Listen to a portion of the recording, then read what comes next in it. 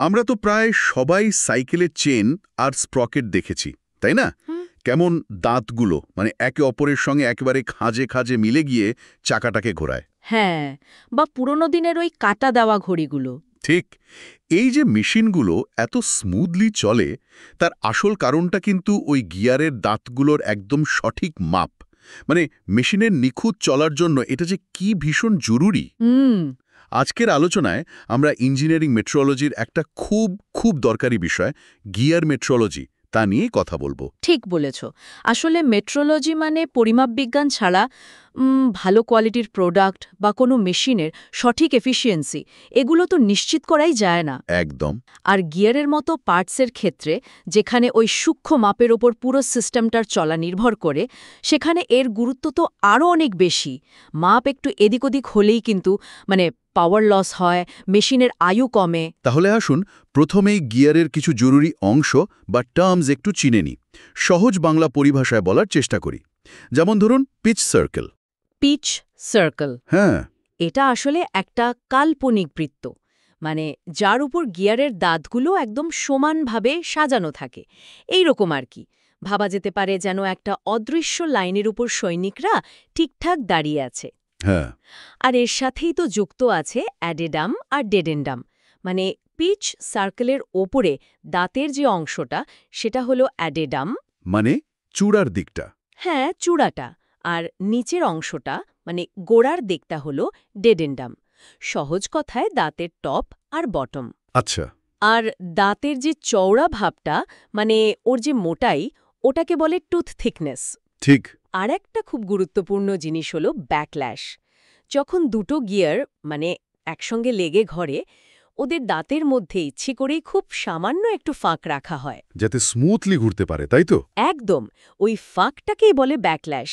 আচ্ছা, মনে করার চেষ্টা করুন তো, দুটো মেশিং গিয়ারের দাঁতের মধ্যে যে কার্যকরী ফাঁক রাখা হয় তাকে কি বলে? এবার প্রশ্ন হলো, এত নিখুঁত করে মাপার দরকারটা কি? কারণটা সহজ। গিয়ার তৈরির সময় নানা রকম ত্রুটি বা এরার তো হতেই পারে। হ্যাঁ, হতে পারে। যেমন স্পার গিয়ারের ক্ষেত্রে কিছু কমন এরর দেখা যায়। একটা হলো পিচ এরর, দাঁতগুলোর মধ্যে দূরত্বটা অসমান হওয়া। ও আচ্ছা, ওই যে সৈন্যের লাইনটার কথা বললেন, তাদের মধ্যেকার ফাঁক যদি অসমান হয়, অনেকটা তেমন। হ্যাঁ, একদম ওই রকম। আবার ধরো, যদি দাঁতের আকার বা শেপটাই প্রোফাইলটাই ঠিকঠাক তৈরি না হয়, সেটাকে বলে প্রোফাইল এরর। আচ্ছা। এছাড়া আছে রান আউট, গিয়ারটা যখন ঘুরছে তখন যদি স্থির না থেকে একটু টাল খায় বা কেঁপে ওঠে। ও আচ্ছা, এই যে গিয়ার ঘোরার সময় কেঁপে যায় বা টাল খায়, এটাকে কি ধরনের ত্রুটি বলে? হ্যাঁ, আর ব্যাকল্যাশ এররও হতে পারে। দাঁতের মধ্যেকার ফাঁকটা হয়তো প্রয়োজনের চেয়ে বেশি হয়ে গেল বা কম হয়ে গেল। এই সব এররগুলো কিন্তু মেশিনের ওপর বেশ খারাপ এফেক্ট ফেলে। ঠিক তাই। এই যেমন মেশিনে অকারণ ভাইব্রেশন হওয়া, কম্পন কিংবা বিরক্তিকর শব্দ বেরোনো, নয়েজ। হ্যাঁ, আর সবচেয়ে বড় কথা পাওয়ার লস, শক্তির অপচয়। ব্যাপারটা অনেকটার ভুল মাপের পাজল পিস জোড়া লাগানোর মতো, তাই না? ঠিকমতো বসবেও না, আবার জোর করলে পুরো সিস্টেমটাই বিগড়ে যেতে পারে। একদম। তাই এই ত্রুটিগুলো হচ্ছে কিনা বা হলেও কতটা হচ্ছে সেটা মাপা খুব জরুরি। এবার দেখি এগুলো মাপে কিভাবে। যেমন ধরুন দাঁতের মোটাই বা টুথ থিকনেস মাপা।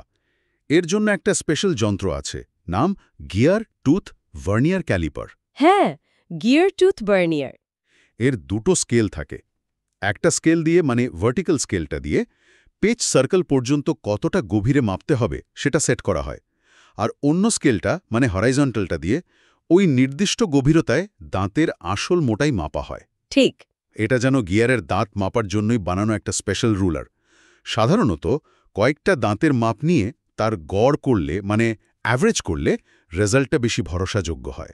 এটা মনে রাখার একটা সহজ উপায় হতে পারে, ভার্নিয়ারের ভার্টিক্যাল ডেপথ ধরে হরিজন্টাল থিকনেস মাপে। আচ্ছা, গিয়ার টুথ ভার্নিয়ার ক্যালিপারের কটা স্কেল থাকে আর তাদের কাজ কি? এরপর আসি পিচ মাপার কথায়, দাঁতগুলোর মধ্যে দূরত্বটা মাপা। এর জন্য পিচ মেজারিং ইনস্ট্রুমেন্ট ব্যবহার করা হয়। এটা দিয়ে দাঁতগুলোর কেন্দ্র থেকে কেন্দ্রের দূরত্ব মাপা হয়। অ্যাডজেসেন্ট দুটো দাঁতের মধ্যেকার দূরত্ব, তাই তো? হ্যাঁ, ওই সৈনিকদের লাইনে সবাই সমান দূরত্বে দাঁড়িয়ে আছে কিনা সেটা যেমন করে পরীক্ষা করা হয় আর কি। দাঁতের মধ্যেকার দূরত্ব নিয়মিত কিনা সেটা মাপার পদ্ধতিকে কি বলে? আর ব্যাকল্যাশ, মানে দুটো মেশিন গিয়ারের দাঁতের মধ্যেকার ওই যে ফাঁকটা, হ্যাঁ, ব্যাকল্যাশ। সেটা মাপার জন্য সাধারণত ফিলার গেজ বা ডায়াল ইন্ডিকেটর ব্যবহার করা হয়। ফিলার গেজ দেখেছো তো, বিভিন্ন মোটায়ের পাতলা পাতের একটা সেট। হ্যাঁ হ্যাঁ, দেখেছি। সেটা দেখেই ফাঁকের মাপটা বোঝা যায়।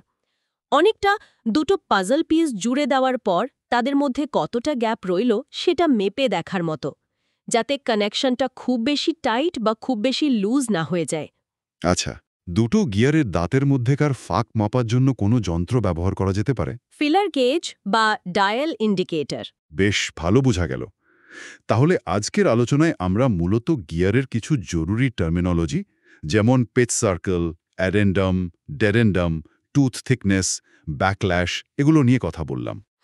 গিয়ারে কি ধরনের কমন এরর হতে পারে, যেমন pitch error, profile error, run out, backlash error, সেটাও জানলাম। হ্যাঁ, আর সবশেষে দেখলাম কিভাবে গিয়ার টুথ ভার্নিয়ার ক্যালিপার দিয়ে tooth thickness, pitch measuring instrument দিয়ে পিচ, আর ফিলার গেজ বা ডায়াল ইন্ডিকেটর দিয়ে ব্যাকল্যাশ মাপা হয়। একদম।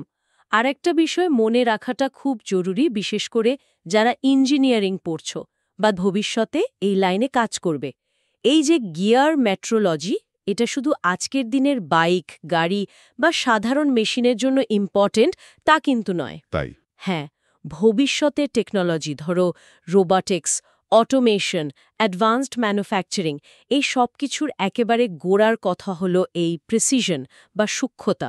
আচ্ছা, সঠিক মাপের গিয়ার মানেই হলো মেশিনের এফিসিয়েন্সি বেশি, নয়েজ কম, আর মেশিনটা চলবেও অনেক দিন। তাই এই প্রিসিশন মেজারমেন্ট বা সূক্ষ্ম পরিমাপের গুরুত্ব বোঝা আর এই বিষয়ে জানার আগ্রহটা, মানে কৌতূহলটা বজায় রাখা কিন্তু খুবই দরকারি। অবশ্যই অবশ্যই। দারুণ পয়েন্ট। আজকের আলোচনা আমরা তাহলে এখানেই শেষ করছি। তবে যাওয়ার আগে একটা প্রশ্ন মাথায় আসছে। আচ্ছা, আমরা তো গিয়ারের দাঁতের মতো জিনিসের মাপজোক নিয়ে কথা বললাম, কিন্তু ধরুন একটা সারফেস যেটা দেখতে একদম মসৃণ লাগছে, তারও তো একটা সূক্ষ্মতা বা রুক্ষতা থাকে, মানে সারফেস রাফনেস। হ্যাঁ, থাকে তো। সেই রুক্ষতাটা কিভাবে মাপা হতে পারে এটা নিয়ে না হয় একটু ভাবা যেতে পারে।